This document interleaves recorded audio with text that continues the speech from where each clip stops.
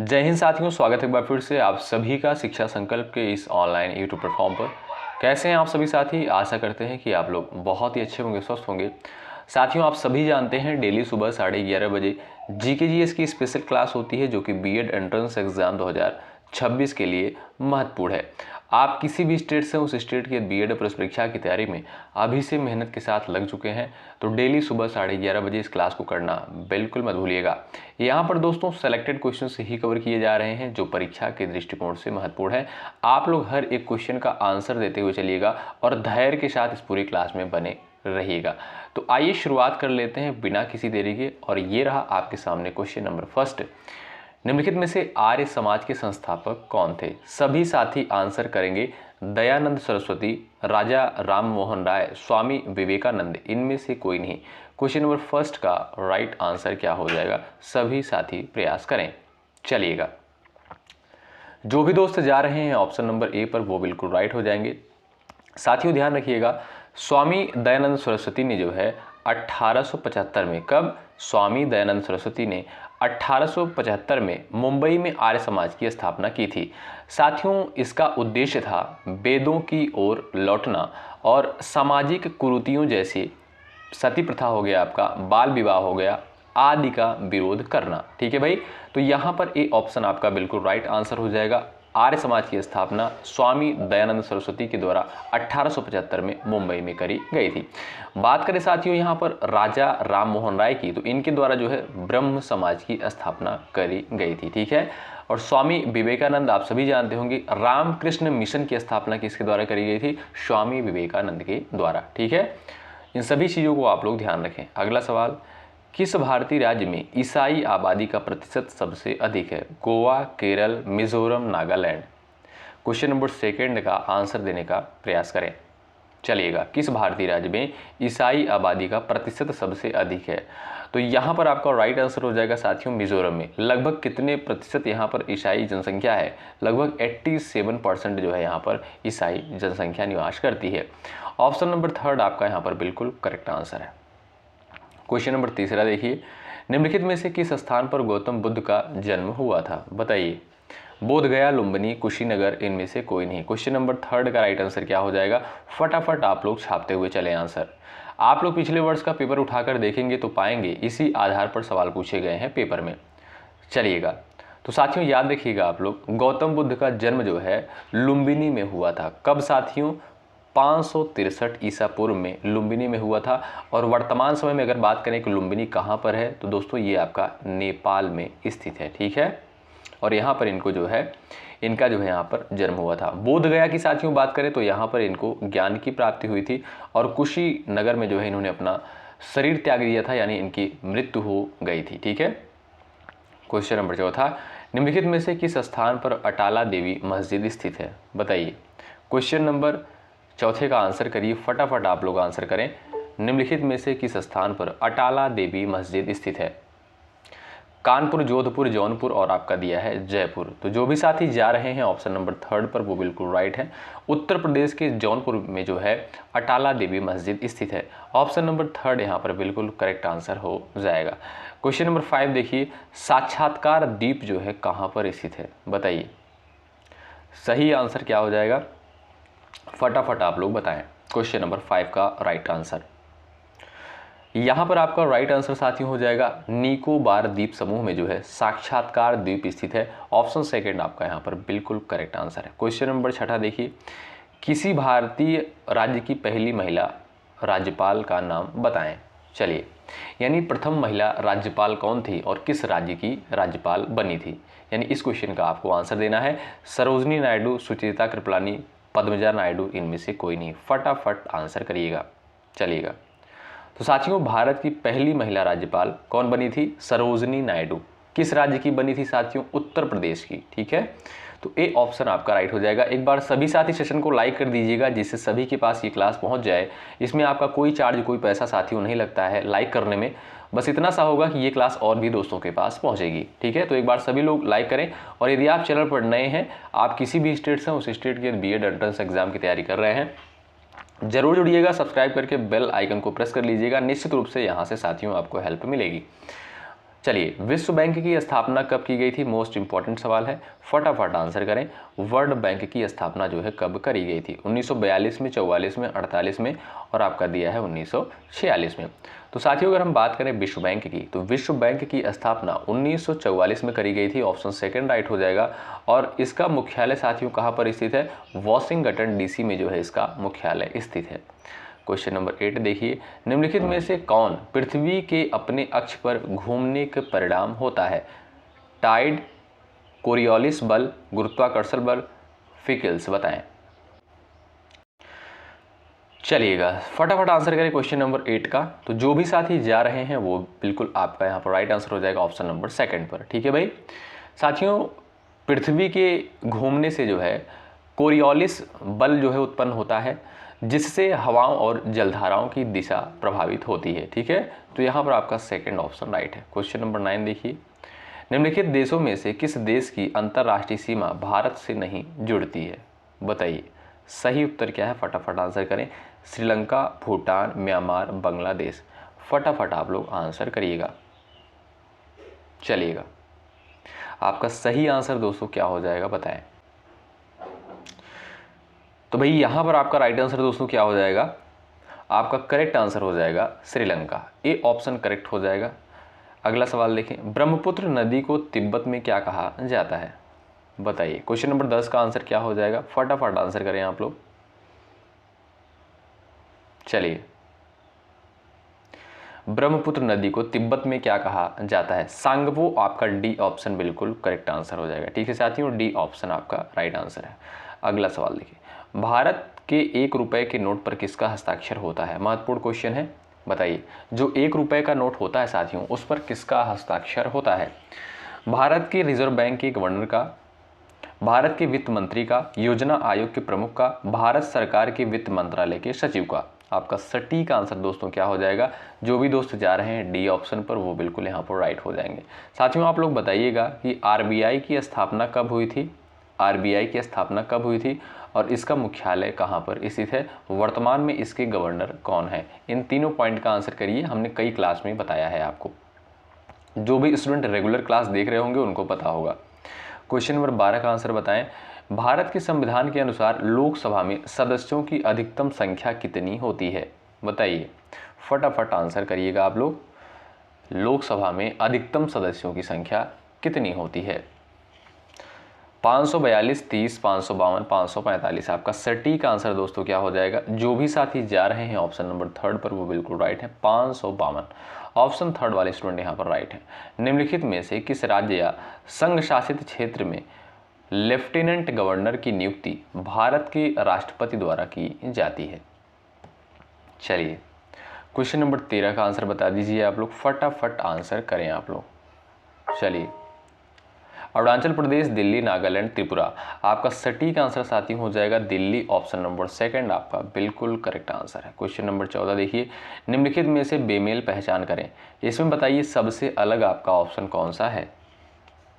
चलिए, सटीक आंसर क्या हो जाएगा, फटाफट आप लोग आंसर बताएं, इसमें सबसे अलग आपका कौन सा है। चलिए साथियों, कोहिमा जो है किसकी राजधानी है, ये आपकी नागालैंड की राजधानी है, ध्यान रखिएगा, नागालैंड की राजधानी कोहिमा है। इम्फाल साथियों किसकी राजधानी है, ये आपका मणिपुर की राजधानी है। आइजॉल किसकी राजधानी है, ये आपका साथियों मिजोरम की राजधानी है। ठीक है, लेकिन त्रिपुरा दोस्तों क्या है, ये आपका एक राज्य है। यानी ये जो तीनों ऑप्शन दिए गए हैं ये सभी राजधानियां हैं, लेकिन त्रिपुरा जो है आपका राज्य है, इसलिए आप कह सकते हो चौथा ऑप्शन आपका बिल्कुल यहाँ पर अलग हो जाएगा। ठीक है साथियों, और साथियों त्रिपुरा की राजधानी क्या है ये भी याद रखें आप लोग, अगरतला जो है त्रिपुरा की राजधानी है। तो ये आपका सबसे अलग हो जाएगा साथियों। बात करें वर्तमान समय में कुल कितने राज्य हैं और केंद्र शासित प्रदेश, तो 28 राज्य हैं, 8 जो है केंद्र शासित प्रदेश हैं। ठीक है, अगला सवाल, निम्नलिखित में से किस राज्य का भौगोलिक क्षेत्रफल सर्वाधिक है इन चारों में से, बताएं। फटाफट आंसर कर दीजिएगा, इसका करेक्ट आंसर क्या है। चलिए, निम्नलिखित में से किस एक राज्य का भौगोलिक क्षेत्रफल सर्वाधिक है, आंध्र प्रदेश, गुजरात, उत्तर प्रदेश, तमिलनाडु। आपका सही आंसर क्या हो जाएगा, फटाफट छाप दीजिएगा आप लोग, राइट आंसर क्या है। चलिए भाई, कोशिश करिएगा आप लोग फटाफट आंसर करें। तो अगर आप देखिएगा साथियों, यहाँ पर आपसे सवाल करता है कि यानी सबसे अधिक क्षेत्रफल जो है किसका है, तो उत्तर प्रदेश का साथियों इन चारों राज्यों में से सबसे अधिक क्षेत्रफल है। ठीक है, उत्तर प्रदेश का क्षेत्रफल साथियों कितना है, लगभग 2,40,928 वर्ग किलोमीटर जो है आपका उत्तर प्रदेश का क्षेत्रफल है। सबसे अधिक इसी राज्य का है। ऑप्शन नंबर यहाँ पर थर्ड बिल्कुल राइट हो जाएगा। ठीक है, अगला सवाल, जनगणना 2011 के अनुसार निम्नलिखित में से किस राज्य या केंद्र शासित प्रदेश का साक्षरता दर जो है सर्वाधिक है, बताइए। साक्षरता दर जो है किसका सबसे अधिक है, क्वेश्चन नंबर 16 का आंसर कर दीजिएगा आप सभी प्यारे साथी। पंजाब, उत्तर प्रदेश, मिजोरम, पश्चिम बंगाल। चलिए, सही आंसर दोस्तों आपका क्या हो जाएगा, बताओ। तो भाई जो भी साथी जा रहे हैं ऑप्शन नंबर थर्ड पर वो बिल्कुल यहाँ पर राइट हो जाएंगे, मिजोरम। अगला सवाल देख लीजिए, पहला अंतर्राष्ट्रीय पृथ्वी सम्मेलन जो है कहाँ पर हुआ था, बता दीजिए, फटाफट आंसर कर दीजिए, और कब हुआ था ये भी आप लोग आंसर कर सकते हो। तो साथियों पहला अंतर्राष्ट्रीय पृथ्वी सम्मेलन जो है ये आपका ब्राजील में हुआ था। कब दोस्तों हुआ था, 1992 में जो है हुआ था। ए ऑप्शन आपका राइट आंसर है। अगला सवाल, कुषाण साम्राज्य के संस्थापक का नाम आप लोग बता दीजिए। चलिए फटाफट आंसर करिए आप लोग, कुषाण साम्राज्य के संस्थापक का नाम। चलिए फटाफट आंसर करें, आपका राइट आंसर क्या हो जाएगा। तो याद रखें साथियों, कुजुल कडफिसेस जो था ये कुषाण साम्राज्य के संस्थापक का नाम था। ऑप्शन नंबर थर्ड राइट है। ये रहा साथियों क्वेश्चन नंबर 19, पल्लव वंश की राजधानी क्या थी, बता दीजिए। पल्लव वंश की राजधानी क्या थी, कांचीपुरम, तिरुचिरापल्ली, तंजौर, चेन्नई। चार ऑप्शन दिए गए हैं, फटाफट आंसर दे दीजिएगा साथियों। पल्लव वंश की राजधानी का नाम आप लोग बता दीजिए। तो आप देखिएगा साथियों, जो कांचीपुरम दिया है यही आपका बिल्कुल सटीक और सही उत्तर हो जाएगा, कांचीपुरम। अगला सवाल, महात्मा गांधी के साथ द्वितीय, यहाँ पर माफ करिएगा, महात्मा गांधी के साथ द्वितीय गोलमेज परिषद में किसने भाग लिया था, यानी जो द्वितीय गोलमेज सम्मेलन हुआ था साथियों, महात्मा गांधी के साथ किसने भाग लिया था। क्वेश्चन नंबर 20 का आंसर आप लोग बता दीजिए दोस्तों। चलिएगा, आप सभी जानते हैं साथियों 3 गोलमेज सम्मेलन हुए थे 1930 में। कब, 1930 में, 31 में, उसके बाद 1932 में। ठीक है, ये 3 गोलमेज सम्मेलन हुए थे। ठीक है, तो यहाँ पर जो भी साथी जा रहे हैं सरोजनी नायडू पर वो बिल्कुल राइट हो जाएंगे। महात्मा गांधी के साथ द्वितीय गोलमेज परिषद में किसने भाग लिया था, सरोजनी नायडू ने। ठीक है, अच्छा साथियों, तीनों गोलमेज सम्मेलन में किसने भाग लिया था, तो आप कहोगे सर डॉक्टर BR अम्बेडकर ने। और ये सवाल यूपी बीएड में 2025 में पूछा गया है। अगला सवाल, राष्ट्रीय जलमार्ग 1 किस जल प्रणाली पर है, बताएं। 21 का आंसर करिए, फटाफट आंसर करें आप लोग। चलिए, तो आप देखिएगा साथियों, ये आपका राइट आंसर हो जाएगा, गंगा भागीरथी हुगली नदी पर। ऑप्शन नंबर थर्ड राइट है। अगला सवाल, भारत तथा श्रीलंका को जोड़ने वाले सेतु का क्या नाम है। चलिए फटाफट आंसर करें आप लोग, और लाइक की संख्या बढ़ती रहनी चाहिए साथियों। इसमें आपका कोई पैसा कोई चार्ज नहीं लगता है, हमारा भी मनोबल बढ़ता है, आपके लिए बेहतर कंटेंट लाने का प्रयास करते हैं। तो भारत तथा श्रीलंका को जोड़ने वाले सेतु का क्या नाम है साथियों, एडम सेतु। ऑप्शन नंबर थर्ड जो दिया है राइट आंसर है। अगला सवाल, डेथ वैली किस देश में स्थित है, 23 का आंसर बताएं। डेथ वैली जो है ये आपका किस देश में स्थित है, तो ये साथियों आपका USA में, ठीक है, अमेरिका में स्थित है। ऑप्शन नंबर 4 जो दिया है बिल्कुल करेक्ट आंसर हो जाएगा। अगला सवाल ये रहा, सूर्य ग्रहण के समय निम्नलिखित में से कौन मध्य में रहता है, बताएं। चलिए, सूर्य ग्रहण के समय कौन मध्य में रहता है, तो आप जानते होंगे साथियों सूर्य ग्रहण के दौरान जो है चंद्रमा पृथ्वी और सूर्य के बीच रहता है। ठीक है, तो बी ऑप्शन आपका करेक्ट आंसर हो जाएगा। और साथियों अगर आपसे पूछा जाए कि सूर्य ग्रहण कब होता है और चंद्र ग्रहण कब होता है, तो आप लोग कमेंट करके बताइएगा जरूर। साथियों जो सूर्य ग्रहण होता है ये आपका अमावस्या के दिन होता है। ठीक है, और जो आपका चंद्र ग्रहण होता है ये आपका पूर्णिमा के दिन होता है। ठीक, अगला सवाल देखिए 25, निम्नलिखित में से कौन सा पादप रोग है, बताइए। चलिए, इसमें से पौधों का रोग भाई कौन सा है, सभी लोग आंसर कर दीजिएगा। क्वेश्चन नंबर 25 का करेक्ट आंसर क्या है, बताएं।